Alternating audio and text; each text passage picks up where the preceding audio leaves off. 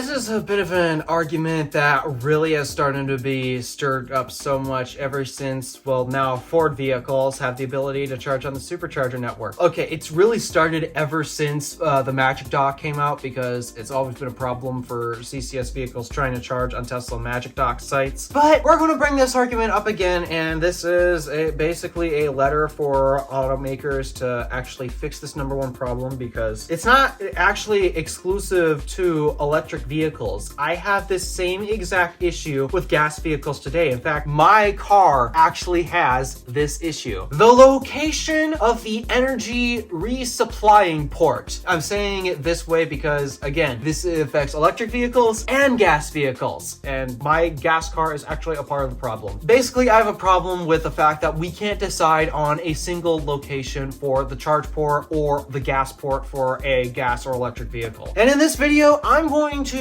do my best to explain why it should be in one specific area, because actually there's one area where truly it's the best place for both the gas port and the charge port. So without further ado, let's begin.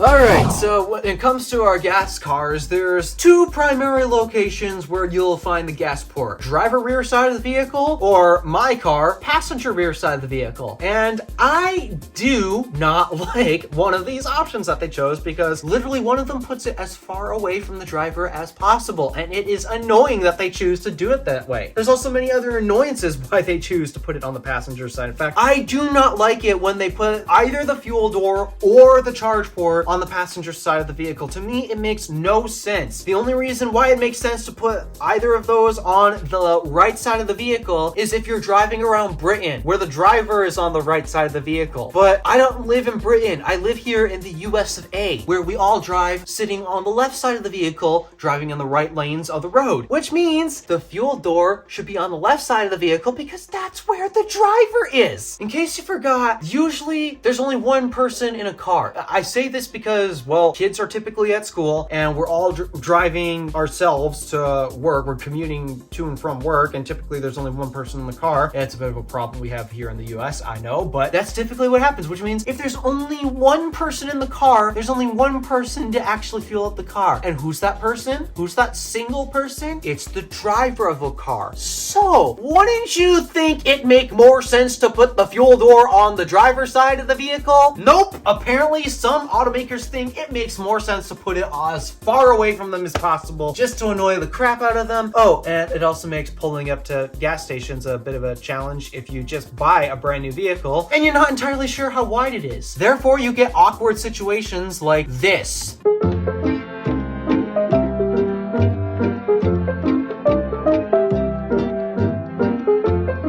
Yeah, not good, not smart design, if you ask me. And this goes for both gas and electric, and I probably should throw hydrogen in there for the sake of it. It should never be on the opposite side of the vehicle to the driver. Why do automakers insist on putting charge ports and fuel ports there? I don't know, it's dumb. Now, I know especially when it comes to talking about charging, a lot of people are probably going to get on my tail about when it comes to curbside charging. And this is probably coming from a lot of people in Europe. I mean, it makes sense. Let me explain their argument as to why it should be on the passenger side of the vehicle. Have you heard of parallel parking or street parking? Well, typically when that happens, well, you are parking and the right side of the vehicle is alongside the curb. So therefore, if you want to charge an electric car on the street, well, it makes sense to put the charge port on the right side of the vehicle. So that way it's on the same side as the curb, right? Right? Well,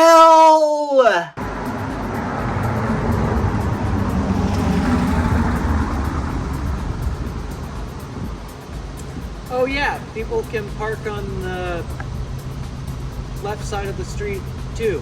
As you can see with the traffic coming down here, this example that I am showcasing right here is a one-way street. All the traffic is heading that way. And with the advantage of a one-way street comes parking on the left side of the street instead of the right side like all these other cars. In fact, actually, if you go up the street that way, you'll find that basically everyone is parked on the left side of the street while the entire right side is open. And why would people park this way? Why would you want to have street parking like this? Well, one, it opens up more opportunities for parking on one-way streets like this, for example, instead of forcing people to park on just one side of it. But also, there's an advantage, many advantages actually for the driver to get out. For example, here I am in my car. We're in Stardust. We have just parked the car. We are going to get out, but look at all of that busy traffic over there. Well, if I was parked on the right side of the street, I'd have to get out into all of that busy traffic. But because I parked on the left side where there's a sidewalk here, oh, would you look at that?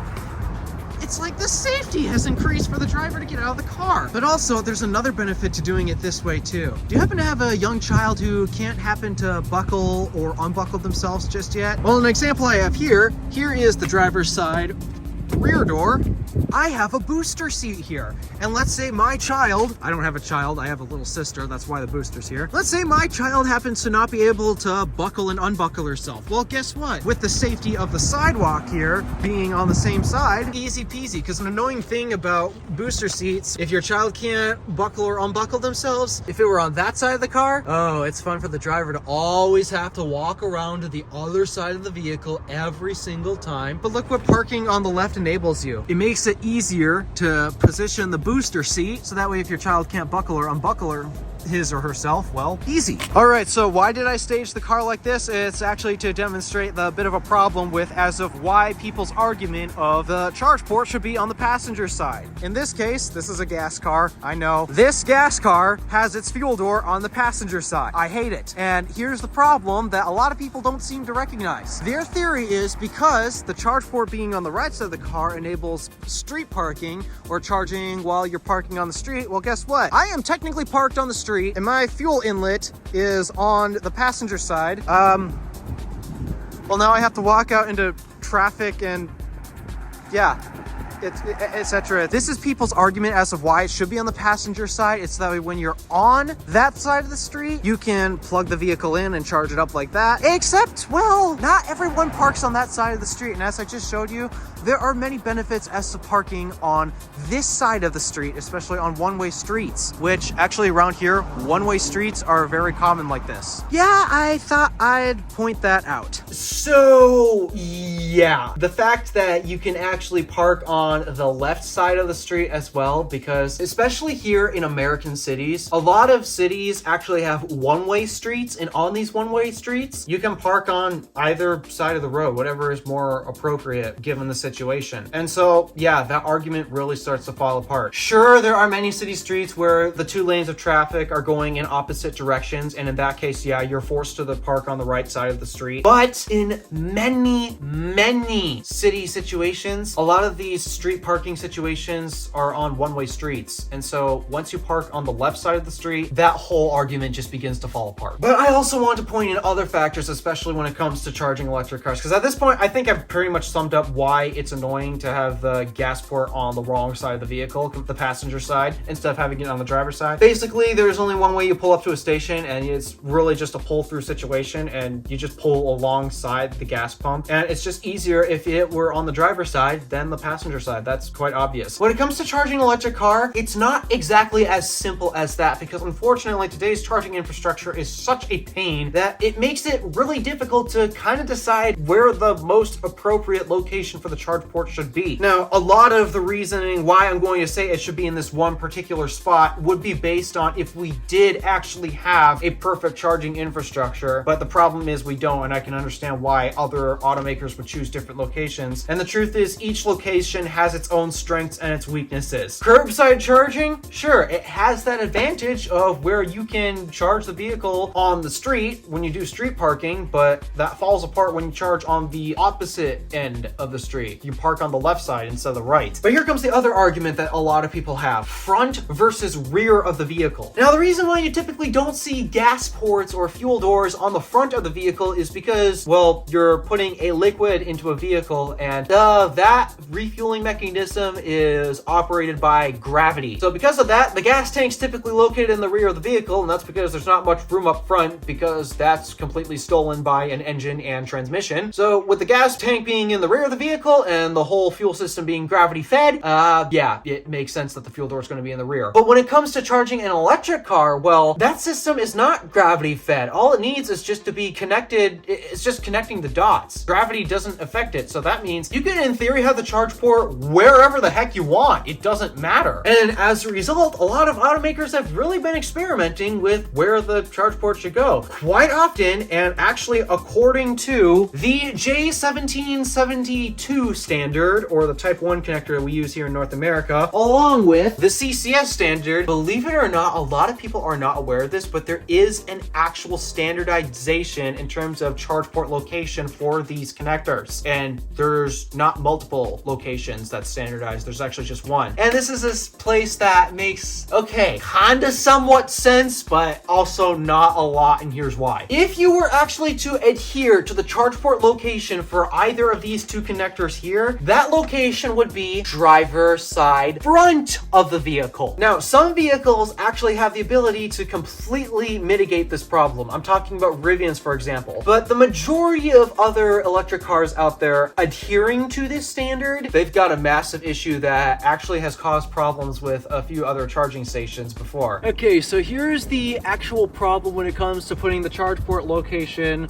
on the driver front side of the vehicle. The way that most people actually do it, they basically try to place it right here behind the wheel well, close to the door. I kind of like it because it's close to the driver's side, but in reality there's way more evils to actually putting it here than anywhere else in the car because it introduces a big problem with today's charging infrastructure. Let's pretend that the charging station is actually right in front of the vehicle, for example. I'll put that here. I'll unravel this cable here, and as you notice, it requires a lot more cable length to plug it in here. Now, Rivian is technically adhering to the charge port being located on the front left of the vehicle by sticking it here at the fender. They're technically adhering it to that, but notice how much less cable length is required just by putting it closer to up here. But sadly, Rivian is the only one who's actually putting it right there, and they're adhering to the J1772 standard. Yes, I know I am holding a NACS connector for this demonstration. It's because at the moment, this is the only connector I have with an actual cable attached. It causes a cable length issue. That's not exactly great. And a lot of the times we want to use as short of a cable as possible for cost reasons. It also affects your ability to surge high power through it. I believe the longer the cable, the more resistance, therefore the less efficient transmitting energy is through that cable. So because of that, you typically want to use as short of a conductor as possible in terms of length. And that's a bit of a problem when you have to reach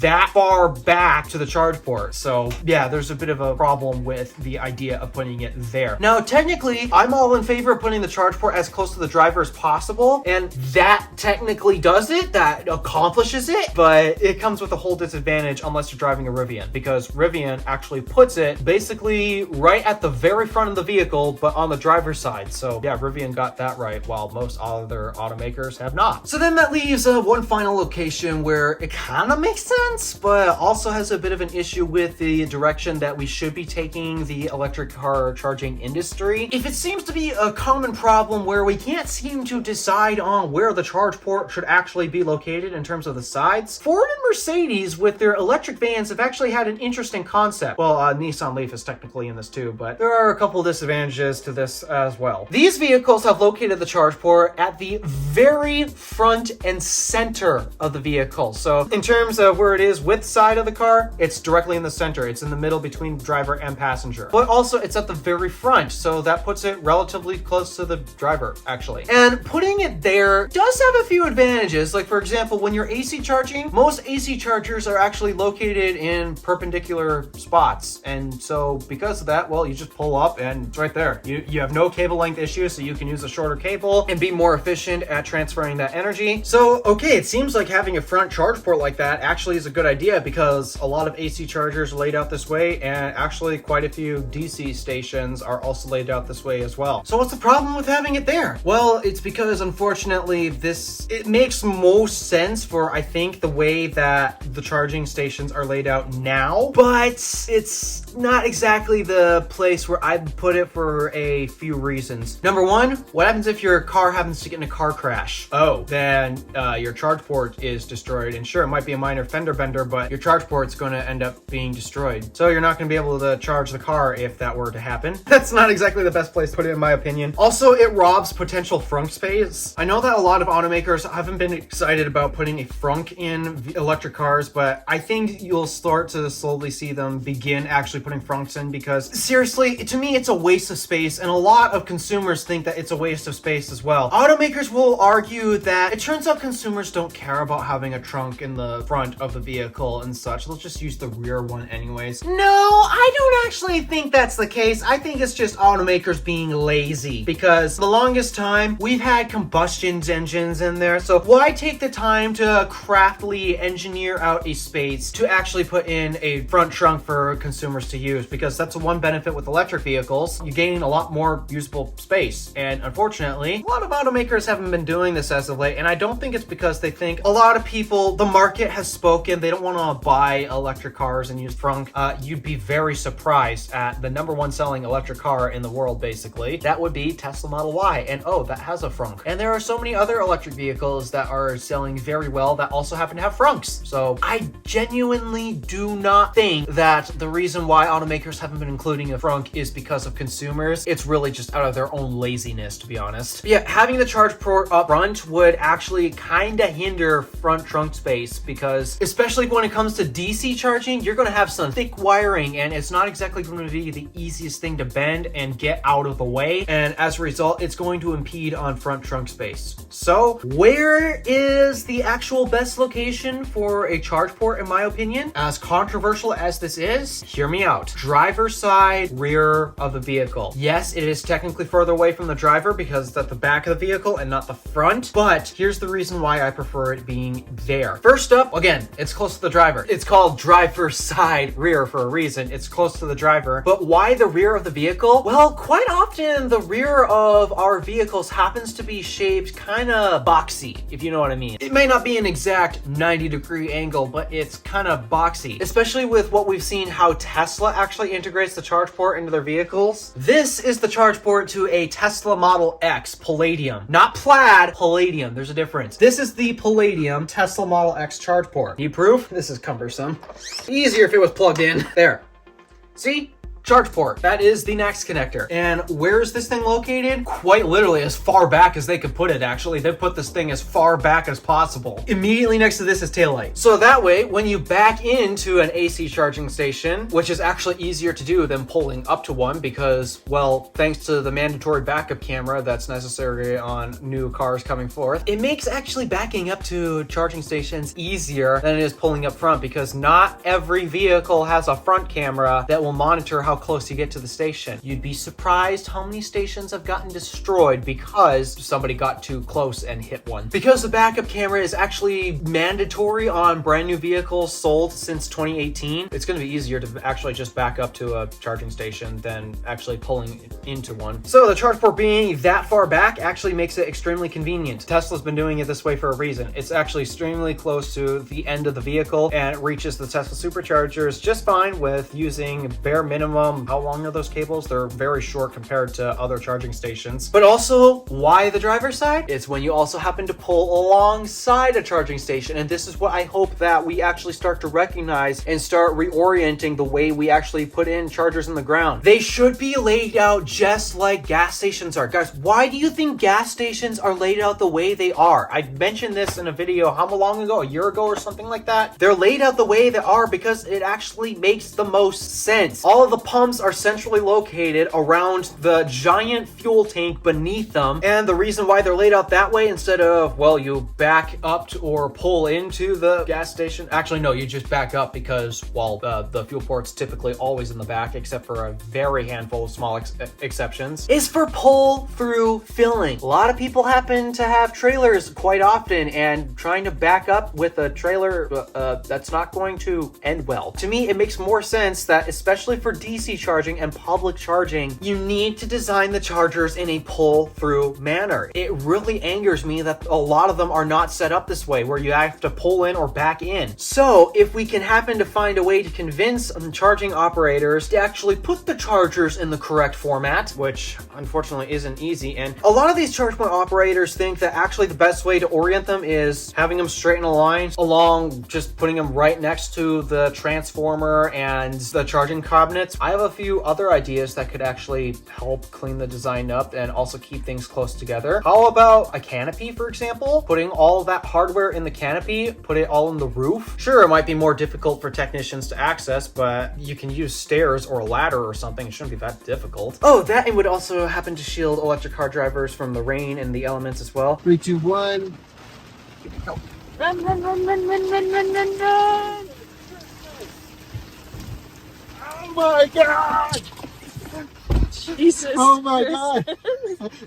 And yeah, just so you know, pad mount transformers, they don't have to just be in the ground. Sure, it allows for a safer grounding application in the event of an electrical fault, but just run a ground wire. It's not that hard. You got other wires going that way as well, so just run it that way too. A lot of charging stations are not very well designed, and it's because they were mostly designed with electric cars. They're not gonna take off, so why bother in putting the effort to actually properly design them? I know that it's an annoying and frustrating process. There's literally only one charging station in existence that actually has done it the exact correct layout, and that's the EA station in Baker, California. Literally just, I'm talking about layout and amenities. It's perfect. It's literally perfect. I just wish that it was a Tesla supercharging station and not an EA station, because we all know EA's reliability. It's bad. So yeah, to me, driver rear actually makes the most sense. And I know a lot of people are going to come after me because in the front, well, charging stations today are laid out where it makes most sense to put in the front. Or don't forget on-street parking, everyone. That's why it makes sense to put the charge port on the right side of the vehicle. Yeah, as far away from the driver as possible. I beg to differ. It just makes most sense to actually put it on driver rear of the vehicle, just like where a lot of vehicles have happened to put their gas caps. Sadly, the majority of electric vehicles do not actually have a charge port in that location. You'll find that Tesla, of course, Tesla's always going to put it there because, of course, they design EVs correctly compared to other automakers still trying to figure it out. But aside from Tesla, let's think of who else actually puts the charge port there. Polestar. Yep, Polestar puts it there along with Volvo, I believe. Does Volvo put it there? I think so. So yeah, Tesla, Volvo, Polestar, GM, when it comes to the Silverado and Hummer and Sierra eventually as well, they put the charge port right there. I know a lot of people hate it there because it makes it difficult for towing with today's infrastructure, but again, we should have designed the infrastructure to be better instead of as a complete afterthought. But yeah, other than those vehicles, gosh, I really can't think of any other that actually put the charge port in the correct location. That's